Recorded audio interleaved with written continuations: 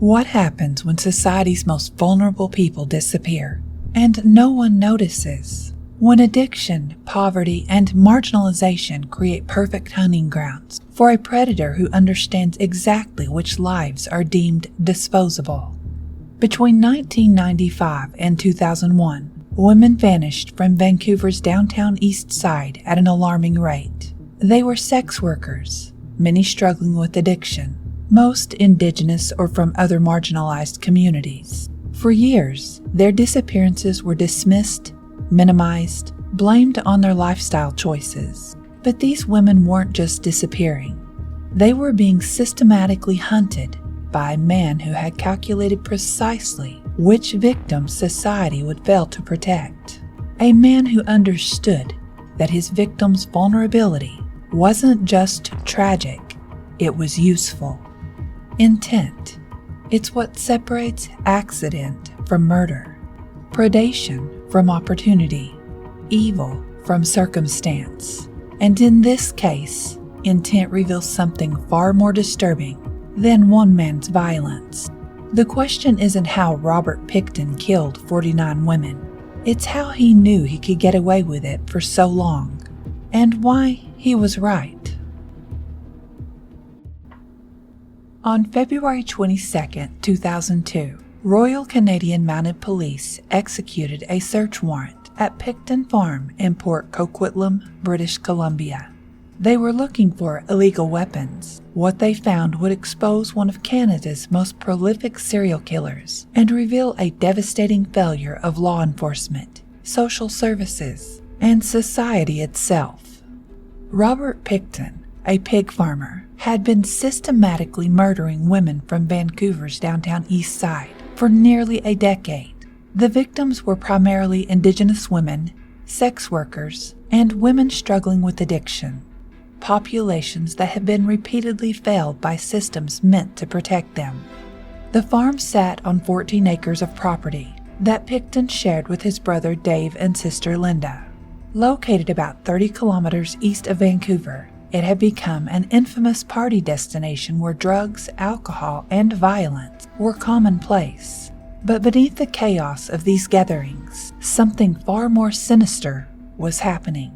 Pickton would ultimately be convicted of 6 murders, though he claimed to have killed 49 women and expressed regret that he hadn't reached his goal of 50. The remains of DNA of 33 women were found on his property. For many of the victims, their disappearances had been reported to police, investigated half-heartedly, and then largely forgotten. This case represents more than one man's descent into violence. It exposes how societal prejudice, institutional racism, and systematic indifference can create the perfect conditions for predatory behavior to flourish unchecked. Robert Pickton was born October 24, 1949, in Port Coquitlam. His family owned a pig farm and salvage business. He had an older sister, Linda, who was sent to live with relatives, and a younger brother, David. Former classmates described him as quiet, slow to learn, and frequently bullied. He dropped out of school early and never learned to read properly. The Pickton property became increasingly isolated from the community. Neighbors complained about noise, unsanitary conditions, and strange smells. By the 1980s, the farm had become a gathering place for bikers, drug users, and people from Vancouver's downtown Eastside. Vancouver's downtown Eastside became Canada's poorest postal code, with high concentrations of addiction, mental illness, and poverty. The area's sex trade was largely controlled by survival rather than choice, with women working to support drug dependencies or escape domestic violence.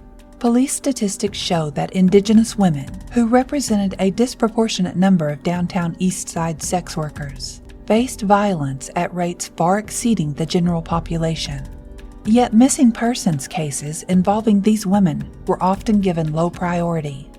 Pickton began frequenting the downtown Eastside in the 1980s, initially as a customer of sex workers. He developed a reputation for being willing to pay women to come to his farm for parties or private encounters. Some women who survived these encounters later reported feeling uncomfortable with Pickton's behavior and the isolated location of his property. By the mid-1990s, Vancouver police had received numerous reports of missing women from the downtown Eastside. However, these cases were often classified as voluntary disappearances rather than potential abductions or homicides. Internal police documents from this period reveal assumptions that these women had simply moved on, returned to family elsewhere, or died of drug overdoses in hidden locations. The reality was far more sinister. Women were disappearing in a pattern that should have triggered immediate investigation. Multiple women reported similar experiences, being approached by a man offering unusually high payment for services, being driven to a remote farm location, and experiencing increasingly threatening behavior once isolated from urban support systems. Family members and community advocates began organizing their own searches and creating awareness campaigns. The Aboriginal Women's Action Network and other organizations repeatedly pressed police to take the disappearances seriously, presenting evidence of patterns and connections between cases. Their concerns were largely dismissed, with police suggesting that the women's lifestyle choices made disappearances inevitable. Key warning signs that were ignored. Multiple women reported being offered significantly higher payments than street rates by the same individual. Several women described being taken to a pig farm and experiencing threats or violence. Witnesses reported seeing some victims with a man matching Pickton's description on the days they disappeared. Personal belongings of missing women were reportedly seen at farm parties, but these observations weren't investigated. Between 1995 and 2001, at least 26 women disappeared from the downtown Eastside under circumstances that followed an increasingly clear pattern. Most were last seen in the area bounded by Main and Gore Streets, between Hastings and Cordova, a concentrated area that should have made connection obvious to investigators. The method of targeting was consistent and predatory. Women were approached during periods of particular vulnerability, when sick from withdrawal, after being assaulted by other clients, or when facing immediate housing or financial crisis. The offers made were specifically designed to be irresistible, amounts of money that represented weeks of typical earnings, promises of ongoing work, or access to drugs and shelter. Victims were told they would be attending parties where they would be paid to socialize, removing the stigma and fear associated with more traditional sex work arrangements. Many victims had told friends or family members they were going to a party or meeting a client who would pay well. Several left behind detailed information about where they were going, including descriptions of vehicles and locations. Yet this information was never systematically compiled or investigated by police. The farm's reputation grew in certain circles as a place where desperate women could earn significant money, but also where disturbing things happened. Despite multiple warnings circulating among sex workers about the dangers of visiting the farm, the economic incentives proved too powerful for women facing immediate survival needs. The failure to investigate Pickton earlier wasn't just bureaucratic incompetence. It was a systematic pattern of dismissing violence against marginalized women that enabled his continued killing spree. In 1997, Vancouver police created the Missing Women Task Force, but it was understaffed and underfunded. More damaging was the task force's operating assumption that most women had left voluntarily or died of drug overdoses. This assumption influenced how evidence was interpreted and how seriously individual cases were investigated. The 1997 attack. A woman named Wendy Lynn Eistetter escaped from Pickton's farm after he allegedly handcuffed her, stabbed her multiple times, and attempted to kill her. She managed to escape when she fought back and stabbed Pickton with his own weapon. Despite her detailed report to police, including descriptions of the farm layout and Pickton's threats, the attempted murder charges were stayed in January 1998. Police deemed Eistetter an unreliable witness due to her drug use and involvement in sex work. even though both she and Pickton had been treated at the same hospital for their injuries. The 1998 sexual assault. Another woman reported a violent sexual assault at the farm, providing specific details about the location, Pickton's behavior, and physical evidence that should have been easy to verify. The report was filed but never seriously investigated. Police made no attempt to search the farm or corroborate her account. Direct tips were ignored. By 1999, police had received multiple tips specifically naming Pickton as a suspect in the disappearances. These tips came from various sources, including other sex workers, farm visitors, and community members. Rather than investigating these tips, police filed them as unsubstantiated allegations without follow-up. The 2001 welfare check. In 2001, police visited the farm regarding a missing woman, but treated it as a routine welfare check rather than a potential homicide investigation. Officers spoke briefly with Pickton at the gate and left without entering the property or conducting any meaningful search. Later investigation revealed that there were almost certainly bodies on the property at this time. Jurisdictional disputes. The farm's location between RCMP and Vancouver police jurisdictions created confusion about responsibility. Both agencies assumed the other was handling aspects of the investigation, leading to critical gaps in oversight and accountability. Resource allocation. Even after the task force was created, resources were minimal compared to other high-profile cases. The unit had 3 officers investigating the disappearances of nearly 30 women.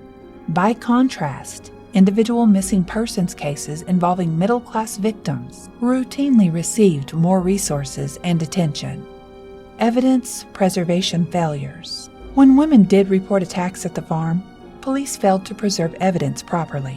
Physical evidence was not collected, crime scenes were not secured, and witness statements were not taken seriously enough to generate follow-up investigations.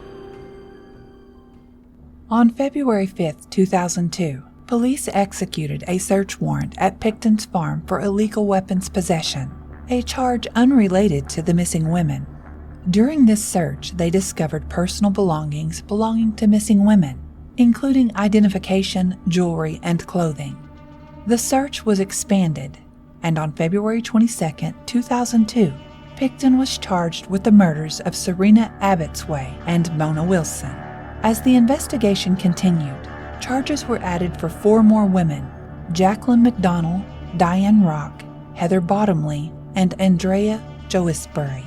What followed was one of the largest forensic investigations in Canadian history. Teams of investigators, archaeologists, and forensic experts spent months excavating the 14-acre property. The evidence they uncovered was horrific beyond comprehension. Physical evidence. Human skulls were found cut in half. Investigators discovered what appeared to be a makeshift morgue in one of the farm buildings, complete with a meat grinder and industrial freezer containing human remains. Personal items belonging to dozens of women were scattered throughout the property. Jewelry, identification cards, clothing, and purses that families had been desperately searching for. The disposal methods. Forensic evidence suggested Pickton had developed systematic methods for disposing of bodies. Some remains were fed to the pigs on the property.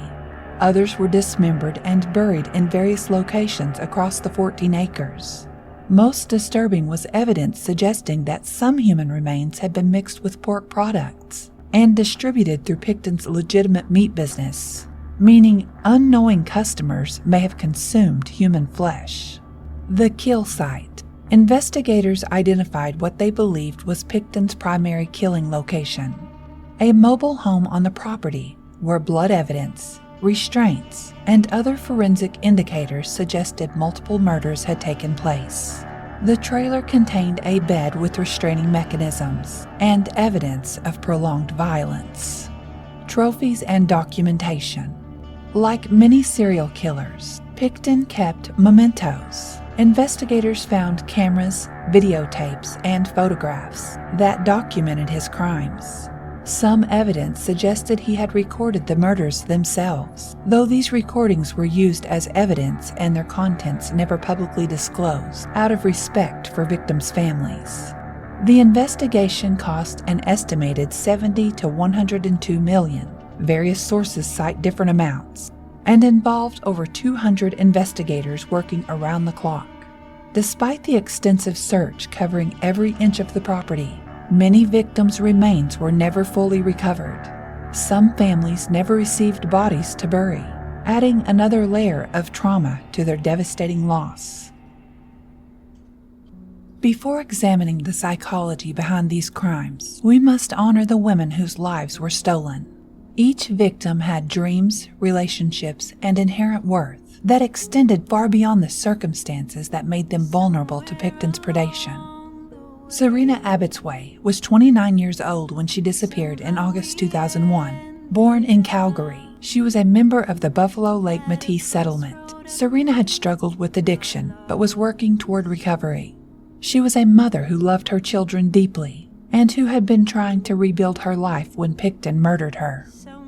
Mona Wilson was 26 when she vanished in November 2001. Born in Comox, British Columbia, Mona had been in foster care as a child and aged out of the system without adequate support. Despite facing tremendous challenges, she maintained close friendships and was known for her kindness and sense of humor. Andrea Joesbury was only 22 when she disappeared in June 2001.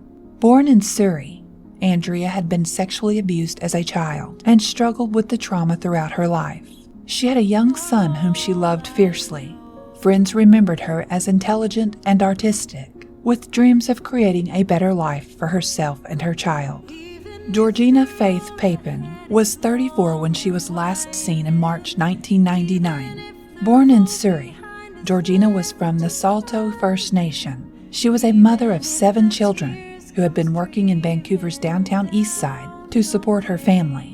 Her disappearance devastated her children, who spent years not knowing what had happened to their mother. Brenda Ann Wolfe was 32 when she disappeared in February 1999. Originally from Alberta, Brenda had moved to Vancouver seeking opportunities, but became trapped in cycles of poverty and addiction. She was known for her gentle nature and her love of animals. Marnie Lee Frey was 24 when she vanished in August 1997. Born in Campbell River, Marnie was from the Cayuse and Cherokee Nations. She had been an honor student in high school with dreams of becoming a nurse. Addictions derailed those dreams, but she never lost her caring nature or desire to help others. These 6 women, the ones for whom Pickton was ultimately convicted, represent just a fraction of his victims. The complete list includes dozens of other women: Jacqueline McDonald, Diane Rock, Heather Bottomley, Jennifer Firminger, Helen Hallmark, Patricia Johnson, Heather Chinook, Tanya Hollick, Sherry Irving, Angela Jardine, Diane Melnick, Deborah Jones, Wendy Crawford, Carrie Koski, Inga Hall, and so many others. Each name represents a life cut short, a family left devastated, and dreams that will never be fulfilled. Many were mothers whose children grew up without them. All were daughters, sisters, friends, and human beings whose lives had value far beyond the circumstances that made them vulnerable. Their deaths weren't just individual tragedies. They represented the systematic targeting of women whom society had already failed. But in death, their stories have become a call for justice, for systematic change, and for recognition that every life has equal worth regardless of circumstances. Pickton's trial began in 2006. Due to the complexity and volume of evidence, prosecutors chose to proceed with 6 murder charges initially, planning to pursue the remaining charges in a separate trial if needed. On December 9, 2007, Pickton was convicted of 6 counts of second-degree murder. He was sentenced to life in prison with no possibility of parole for 25 years. The Crown eventually stayed the remaining charges, deciding that a conviction of these 6 murders was sufficient to ensure Pickton would remain in prison for life. A public inquiry led by Commissioner Wally Opal examined the police investigation and made 63 recommendations for preventing similar failures in the future. The inquiry concluded that police bias, jurisdictional disputes, and systematic discrimination had contributed to the prolonged investigation and additional deaths. Robert Pickton's crimes weren't random acts of violence. They represented a calculated exploitation of societal blind spots and institutional failures. Understanding his psychology requires examining how predators identify and target vulnerable populations, and how systems of oppression can provide cover for sustained violence. Pickton demonstrated what forensic psychologists call victim selection sophistication. He didn't choose victims randomly. He specifically targeted women whose disappearances would generate minimal investigation or public concern. This targeting revealed several key psychological patterns. Pickton understood that sex workers, especially Indigenous women struggling with addiction, existed largely outside social safety nets. Their deaths would be blamed on lifestyle choices rather than investigated as homicides. The farm's location provided both physical isolation and psychological distance from urban accountability. Pickton could control the environment completely, determining when people arrived, what happened to them, and whether they ever left. Pickton used money as a tool of control and manipulation, offering higher payments than street rates, promising parties with drugs and alcohol, and creating an atmosphere of apparent abundance gave him power over women whose survival often depended on immediate income. What makes Pickton particularly disturbing isn't just his individual pathology, it's how effectively he weaponized systematic failures against his victims. Pickton demonstrated an acute understanding of police bias. He knew that reports of violence against sex workers would be minimized or ignored. When survivors did report attacks, their credibility was questioned, rather than their claims investigated. Pickton's choice of victims reflected and reinforced societal views about whose lives matter. By targeting women deemed disposable by mainstream society, he operated within a framework where his crimes were implicitly enabled by broader social prejudices. The farm's location between RCMP and Vancouver police jurisdictions created investigative gaps that Pickton likely understood or exploited. Unclear authority meant reduced accountability. Multiple witnesses reported concerning behavior that, in hindsight, clearly indicated Pickton's dangerous intentions. The pattern of escalation was documented but dismissed. Women who survived encounters at the farm reported that Pickton would become increasingly aggressive during sexual encounters. Several described being restrained, choked, or threatened with weapons.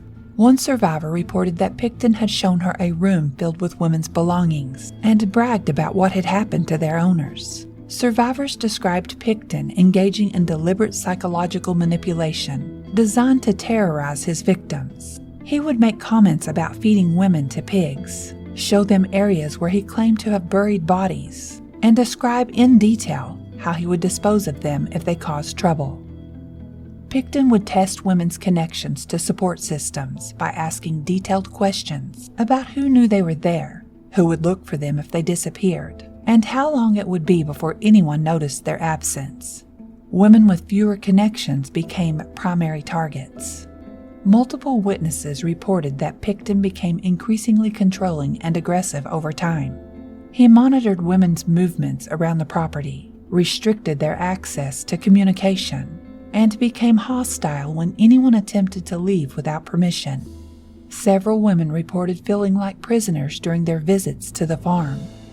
Pickton regularly displayed firearms and other weapons to intimidate women. Some survivors reported that he would clean and handle weapons while making threatening statements about what happened to women who caused problems or couldn't keep their mouths shut. Evidence suggested that Pickton had developed ritualized methods for killing and disposing of victims. The makeshift morgue, the systematic dismemberment, and the careful disposal of remains indicated planning and repetition that went far beyond impulsive violence. Pickton specifically sought out women in immediate crisis situations. He would frequent areas where women were most desperate, outside detox centers, near drug dealers, at times when women were most likely to be in withdrawal or facing immediate threats to their safety. The parties at Pickton's farm created a complex social environment that both concealed and facilitated his crimes. The atmosphere deliberately cultivated chaos and normalized extreme behavior. He deliberately created an environment where violence, sexual assault, and drug abuse were commonplace. This normalization served multiple purposes. It desensitized potential witnesses, provided cover for more serious crimes, and created plausible explanations for women's injuries or disappearances. Many farm party attendees witnessed or participated in violence against women. This created a web of complicity that discouraged reporting. Witnesses feared being implicated in crimes they had observed or participated in, creating a code of silence that protected Pickton. While Pickton was the primary killer, evidence suggested he may have had assistance from others at the farm. Some witnesses reported seeing other men participate in violence against women or help with disposal of evidence. The group dynamic provided both cover and potential assistance for his crimes. With numerous people coming and going from the property, individual disappearances could be explained away. Witnesses might assume missing women had left with other people, overdosed and been dumped elsewhere, or simply moved on to other locations. Pickton maintained strict control over what information left the farm. He cultivated an environment where discussing missing women was discouraged or met with threats. Potential witnesses were warned about the consequences of talking to police or outsiders about farm activities. Many farm visitors were struggling with severe addictions, making them both vulnerable to manipulation and unreliable as witnesses. Pickton exploited these dependencies by controlling access to drugs and using substances as tools of coercion and control. The farm's operations provided perfect cover for evidence destruction. Bodies could be dismembered and fed to pigs. Belongings could be burned in regular trash fires, and blood evidence could be explained by legitimate farm activities. The combination of animal processing facilities and general farm equipment created an ideal disposal system. Pickton's recorded statements and behavior reveal classic cognitive distortions used by serial killers. Dehumanization. Pickton consistently referred to his victims in dehumanizing terms. This mental framework allowed him to view murder as disposal of problems, rather than destruction of human lives. Victim blaming.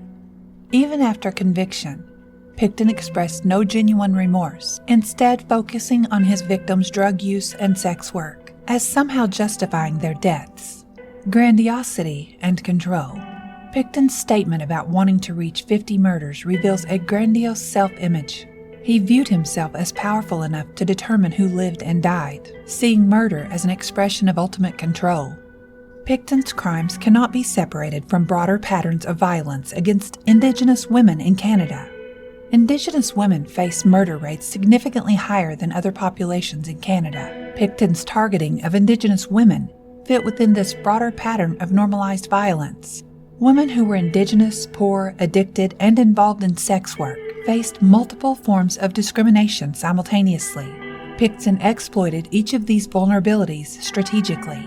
Police reluctance to investigate missing Indigenous women wasn't accidental. It reflected deep-seated biases that Pickton understood and relied upon for protection.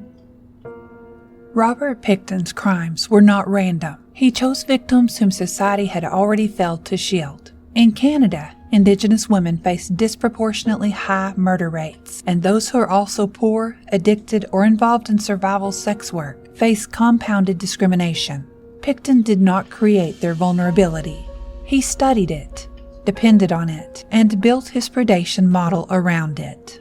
The public reaction followed the same delayed rhythm seen in other systematic cases. Media attention heavily favors white, middle-class female victims, a bias known as missing white woman syndrome. Pickton understood this hierarchy of concern. For years, the narrative blamed the women for vanishing, not the system for ignoring the pattern. Pickton's case exposes the anatomy of modern predators. They operate within society, not outside it. They identify existing vulnerability, then treat it as access. They rely on institutional bias as camouflage. They recognize indifference as opportunity. The tragedy extended far beyond the farm. The women were felled long before they reached it. Pickton's story ultimately warns us about the psychology of system-aware killers. This is not a tale of secrecy, but of recognition. Pickton succeeded for years because he bet on something already in motion: institutional hesitation, media selectivity, and societal moral distancing. Robert Pickton's intent was functional and deliberate. He targeted women he believed could be taken without immediate consequence, choosing victims who lived outside effective systems of protection, many of them Indigenous, poor, or struggling with addiction and survival sex work. He counted on societal and institutional bias to delay detection and intervention, using that indifference as part of his operational strategy. His goal was not just violence, but prolonged access, minimal resistance, and systematic non-response. The intent of this story is to illuminate how predators hunt ecosystems, not individuals, how bias becomes a protective structure for killers, how marginalized victims are framed as the cause, not the evidence, how prevention must expand beyond profiling the killer to repairing the system he relied on. Pickton was not invisible. He was accurately assessed by the wrong audience. The women were not hidden. They were misfiled by the world around them. For true crime storytellers and horror narrators alike, the lesson is the same. The darkest legends are not always supernatural. Sometimes they wear denim, raise pigs, and wait for the world to blink first. If this case fascinated you as much as it disturbed you, subscribe wherever you get your podcasts, and join us next time as we explore another case where the intent behind the crime is just as mysterious as the crime itself. Until then, remember, every killer has a reason, but does reason ever justify murder? The purpose of studying intent is not curiosity alone. It is recognition, prevention, and accountability. The warning signs existed. The victims tried to tell us. The real question is whether we choose to listen sooner next time. For Serena, Mona, Andrea, Georgina, Brenda, Marnie, and all the others, may their stories push us to do better. I'm Carmen Carrion, and this has been Deadly Intent. Until next time, understanding evil is how we dismantle it before it becomes someone else's tragedy.